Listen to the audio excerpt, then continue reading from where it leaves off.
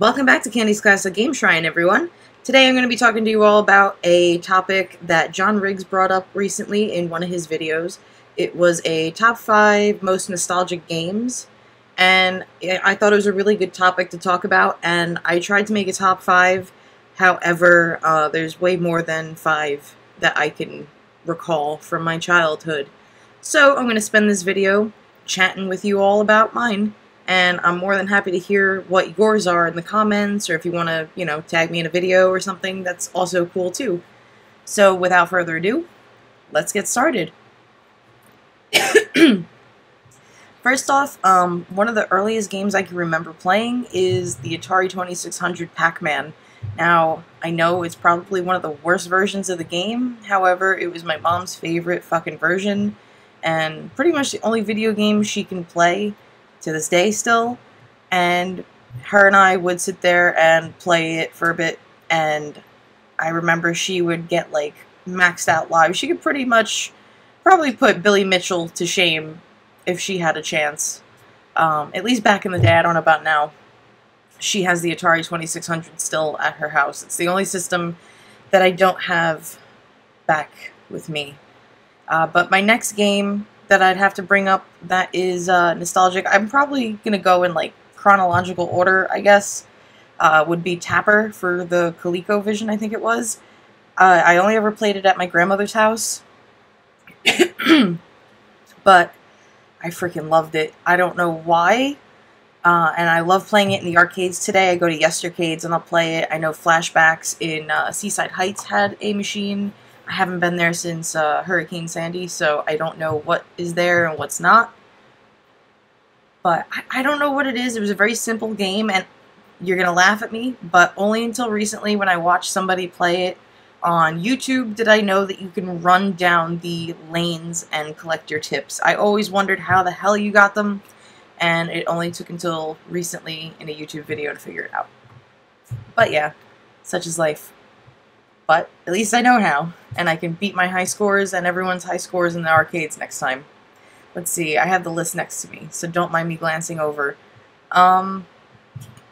See, there's quite a bit of the NES library in here, since it's the main console that I really got into. So, I guess I would have to say Adventures of Lolo. It's a series that Satoru Iwata and a few others down at HAL Laboratories came up with. It's a cute little puzzle game based on Eggerland series that was on the MSX computer and a few other consoles and computers.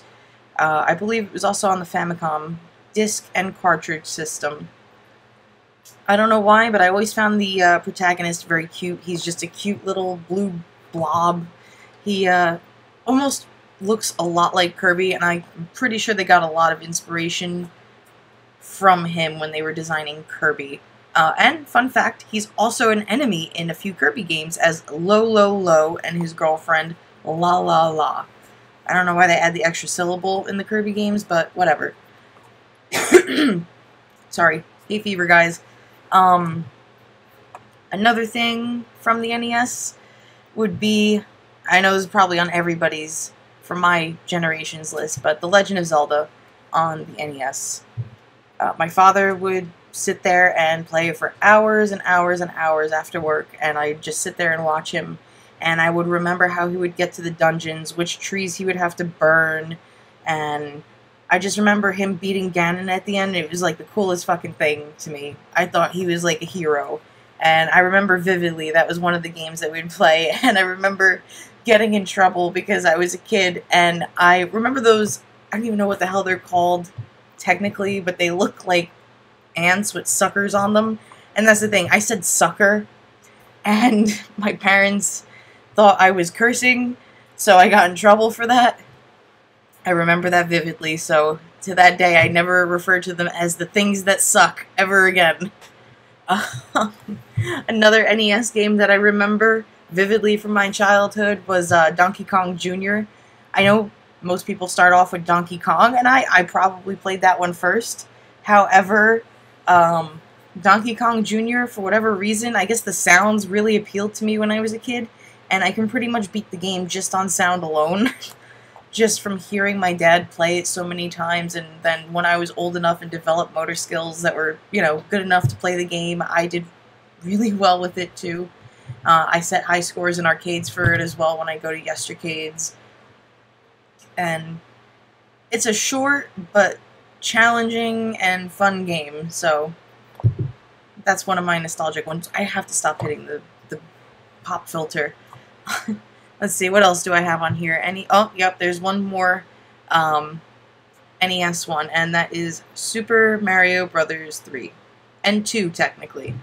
They were both favorites in our house. 2 was my dad's favorite, so I knew all the warp zones, and I would challenge him. He would do a Luigi playthrough since that was his favorite character. It always drove me crazy because I don't know how he was ever able to control the crazy flutter jump that he had. I always preferred Princess Peach because I liked how she would float. I would beat the entire game with her. To this day, I still do. But that was great. And I always loved Wart. And I remember, I believe I beat Super Mario Bros. 2 before my father did, and he got really pissed off at me for that. And, but in a friendly rivalry way. And, Super Mario Bros. 3, I just remember the excitement of when it came out, and, remembering all the secrets that I would learn in school of where the warp whistles were, and things like that, and then my dad would have secrets to share with me that he learned while he was at work, and we'd come home, and we'd play them, and it was just a good time, and it lasted hours. We never, ever, ever beat the game, but we did get all the way to World 8. However, I think to this day, I beat it only once, and it was on the SNES for the All-Stars version. I think that's it for my NES games, but my next one is Pokémon Red. Pokémon Red, well, I mean, there's not much to say. It's a nostalgic game for just about anybody who has started with that series. Either you're going to be fond of blue, red, or yellow, or green if you're in Japan, or you just had access to it somehow. For me, I started with red. I found Charizard to be the coolest fucking thing on the planet.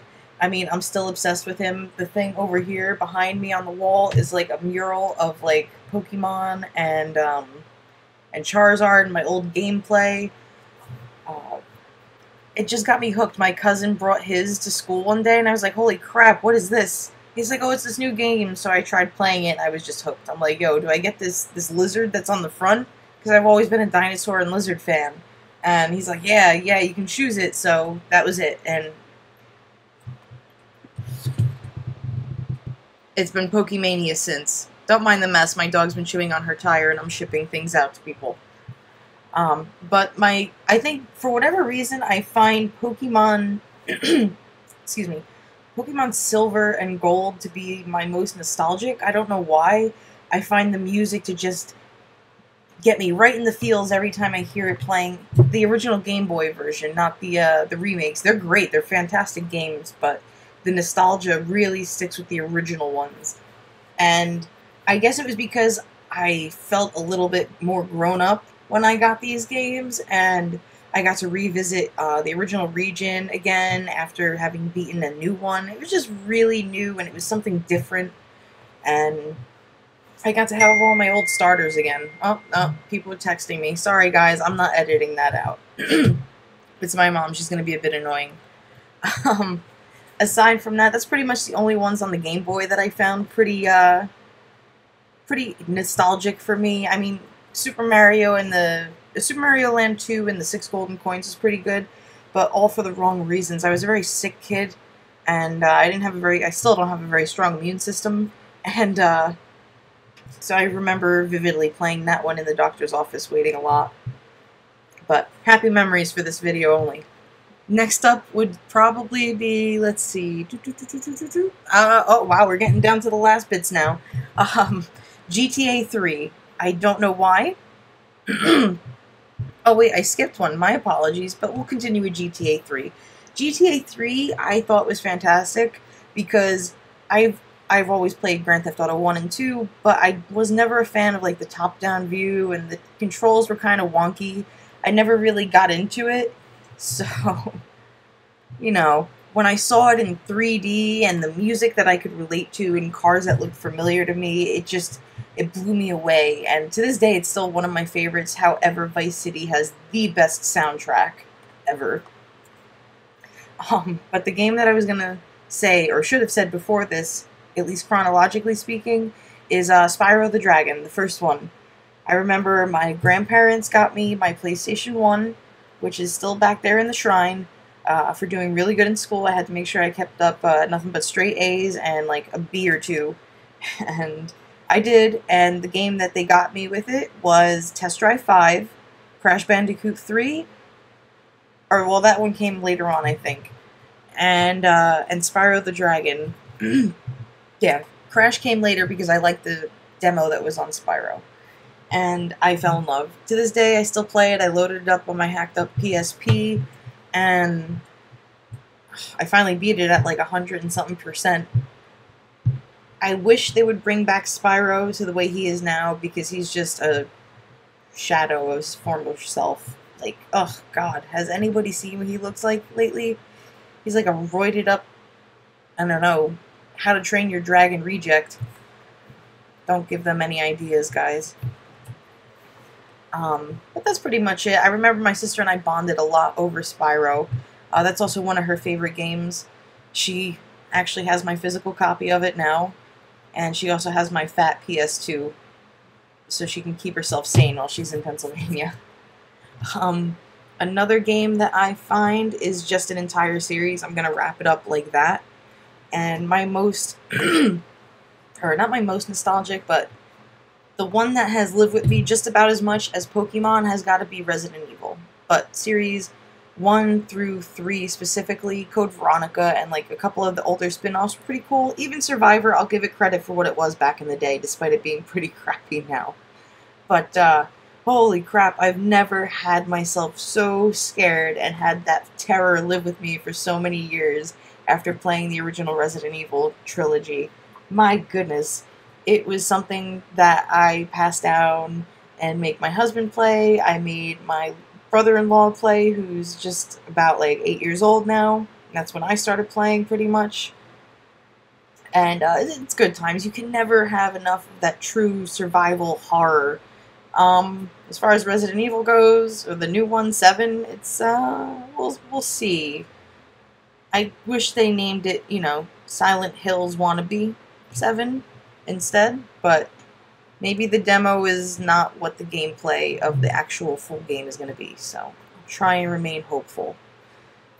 But it is Capcom, so.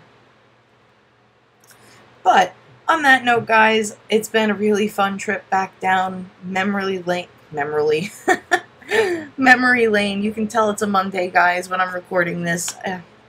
I am not all there today, but thanks for listening.